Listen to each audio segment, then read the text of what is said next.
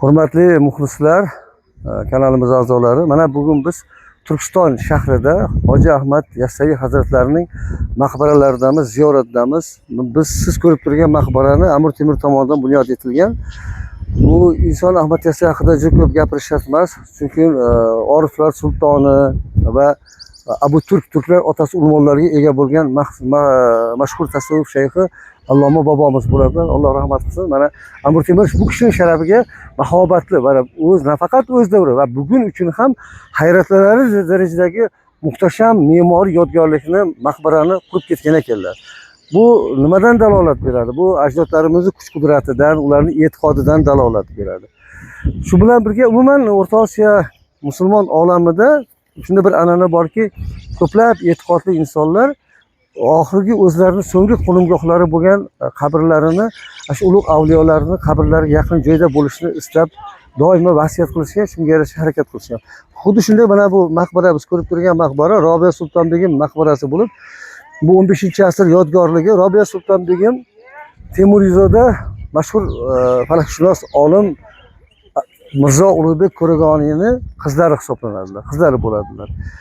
Bu qiz Dasht Qipchoq o'zbeklar davlatining hukmdori Abulxayrxonni zavjalari bo'lganlar, turmushga chiqqanlar bularga. Bu kishining bu yerga kelishlarining sababi aslida Samarqandda tug'ilib, Samarqandda voyaga yetgan, kamolga yetgan malikamiz 1449-yil Mirzo Ulug'bek fojiali o'lim topganlaridan keyin Temuriylar davlatida toji taxt uchun kurash kuchayadi.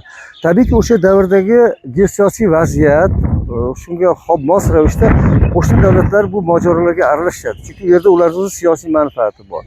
Shu paytda Temuriylarni Amir Temurning kichik o'g'li Shohrux Mirzoni avlodlari o'rniga ana endi Temuriylar taxtiga Amir Temurning ikkinchi o'g'li bo'lgan, uchinchi o'g'li bo'lgan Mironshoh Mirzo naslidan bo'lgan shahzodalar chiqa boshladi. Bular kim? Bu birinchi o'rinda Abu Said Mirzo, Sulton Abu Said Mirzo Zahiruddin Muhammad Boburning bobolari bo'ladi.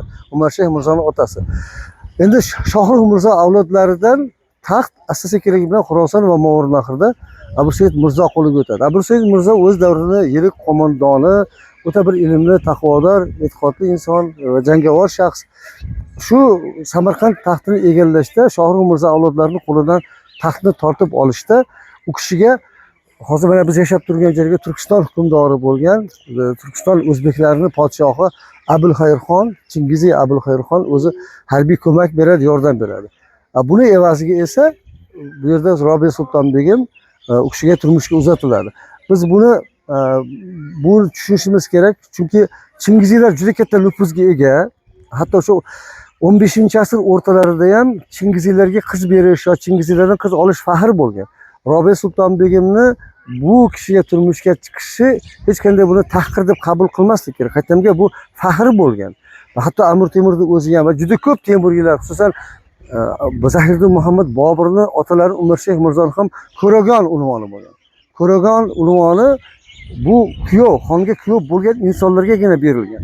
Mana endi bu ayol turmushga chiqqanlardan keyin o'ta bilimli, davlat boshqaruv ishlarida, chunki saroyda o'sgan Temurizoda malika ayol, nihoyatda o'qimishli, taqvodor bo'lganliklari uchun ham Abulxayrxonning yonida doimiy yordamchi, maslahatchi, ko'makchi bir turmush o'rtog'i sifatida, beka sifatida doim yonida bo'lganlar. Hatto 1457-yil Shohrux Mirzo avlodlaridan bo'lgan Abulqosim Bobur Xuroson hukmdori Mirzo Ulug'bekning o'g'li Abdullatif Mirzoning 5 ta o'g'li bo'lgan. 5 ta o'g'illarning eng kattasi Muhammad Jo'ki Mirzo. Muhammad Jo'ki Mirzoni Andijon, Axsikent, O'zgan, Sayram, Turkiston, Turkistongacha bo'lgan hududlar Shohruxlarning hukmdori etib tayinlaydi. Lekin o'rtada Temuriylar o'rtasida toj taxti talashib ketyapti. Shu paytda bu inson 1461-yillarda Abu Said Mirzo butun Temuriylar davlatini qo'l ostida birlashish uchun harakat qilayotgan bir paytida Abu Said Mirzo bilan to'qnash keladi. Shunda Muhammad Jo'ki Mirzo yordam so'rab Turkistonga keladi. Bu yerda unga ammasi bo'ladi. Robiya Sultonbegim ammasi bo'ladilar. Ammalari vositachiligida Abulxayrxondan ko'mak olib turib, Shohruxiya taxtini boshqatdan egallaydi, yangitdan egallaydi. Shohruxiya hozir u xarobozorga aylangan Sirdaryo bo'yidagi shahar.